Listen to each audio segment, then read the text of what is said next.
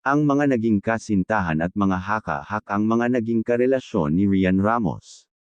Sa kabila ng mga personal na tsismis, ipinagpatuloy ni Rian ang kanyang propesyonal na karera, nag-renew ng kanyang kontrata sa GMA7 noong August 2025, na pinatatag ang kanyang katayuan bilang isang matagal ng kapuso artist.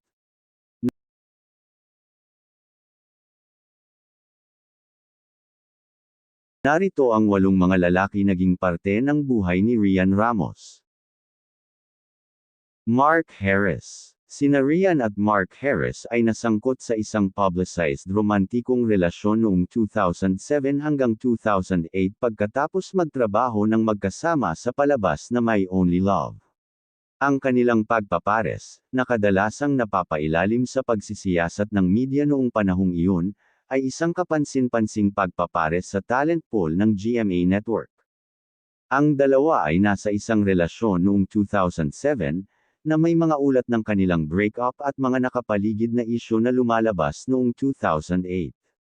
Noong panahong iyon, nagkaroon ng pampublikong haka-haka at intriga sa media na pumapalibot. Ang parehong aktor ay nagpatuloy sa trabaho sa GMA Network, na kinalaunan ay ikinasal si Mark Harris at Rian Ramos na sangkot sa iba pang mga high-profile na relasyon. JC De Vera. Sina Rian at JC De Vera, na magkasama sa 2008 GMA7 series na La Lola, ay dati nang nagkaroon ng teenage romance na tumagal ng ilang buwan. Kinumpirma ni Rian na nag-date sila noong siya ay nasa 17 hanggang 18 taong gulang, na inilarawan ito bilang isang masaya at kilig na panahon. Napanatili nila ang isang propesyonal na relasyon, kung saan sinabi ni JC na sa una ay naisip niya na magiging awkward na magtrabaho muli, ngunit natagpuan na ito ay isang positibong karanasan. Mo Twister. Sina Rian at Mo Twister ay nagkaroon ng lubos na isinapubliko, kontrobersyal na relasyon noong 2011, na minarkahan ng isang iskandalo na kinasasangkutan ng mga nag-leak na personal na video. Kasunod ng kanilang breakup, hinabol ni Rian ang legal na aksyon, na kalaunan ay inanunsyo niyang panalo, laban kay Mo. Ang kontrobersya ay nagdulot ng makabuluhang pampublikong diskurso tungkol sa kanilang agwat sa edad at ang likas na katangian ng kanilang relasyon. Noong 2011, lumabas ang mga video kung saan si Mo ay tumatalakay sa mga sensitibong personal na bagay.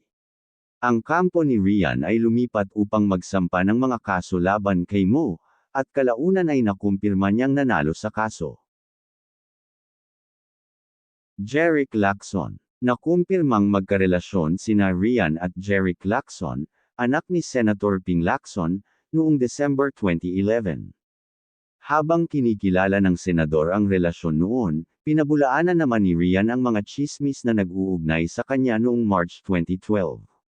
Noong December 2011, kinumpirma ni Senator Ping Lacson na ang kanyang anak na si Jeric Lacson ay may relasyon sa aktres na si Rian. Noong March 2012, pinabulaanan ni Rian ang mga tsismis na nag-uugnay sa kanya kina Jeric Lacson at iba pa, at sinabing hindi siya involved sa kanila. Casey Montero. Mahigit isang taon nang magkarelasyon sina Rian at TV host, aktor na si Casey Montero, mula 2012 hanggang 2013.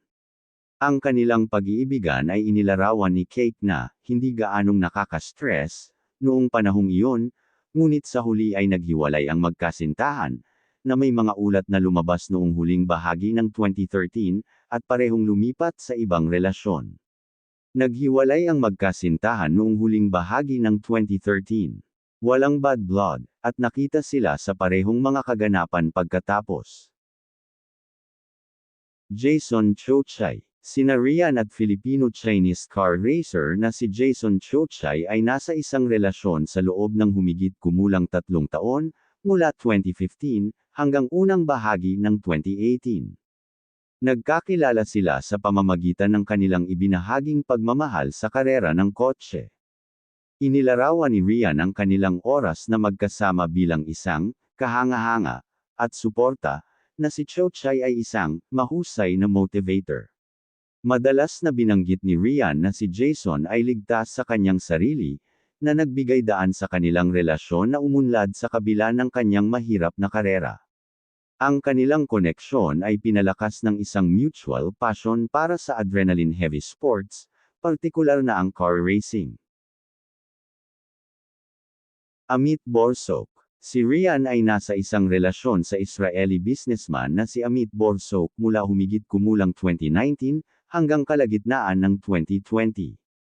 Ipinakilala ng magkakaibigang, isinapubliko nila ang kanilang relasyon noong huling bahagi ng 2019, kung saan kapansin-pansing sinuyo siya ni Amit sa loob ng isang buwan bago siya pumayag na makipag-date.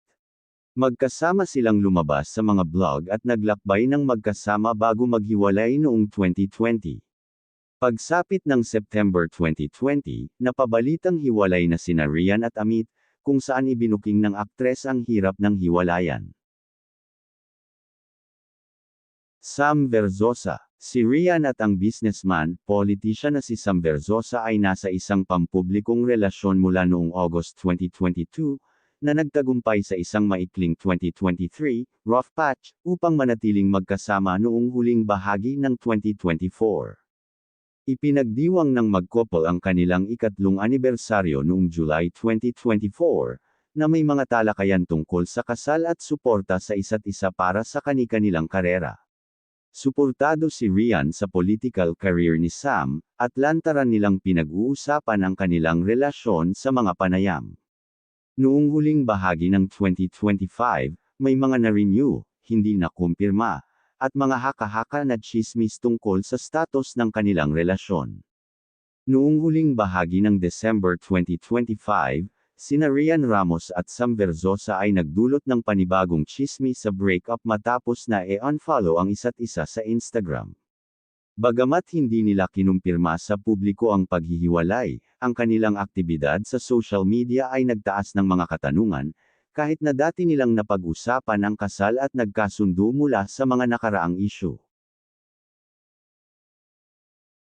Will Dasovich. Si Will ay nadamay sa issue sa hiwalayan daw nina Sam Verzosa at Ryan, na ang blogger daw ang ipinagpalit ng actress sa dati nitong kasintahan na si Sam. Ngunit wala pang paglilinaw sa naturang balita tungkol sa dalawa. Michelle D. Si Michelle at Ryan ay matagal nang magkaibigan, ngunit dahil sa mga lumalabas na issue ay maraming nagsasabi na baka ay naging magkasintahan, at ang mga blind items din na lumalabas sa mga social media tungkol sa dalawa kahit na wala pang nagpapatunay tungkol dito.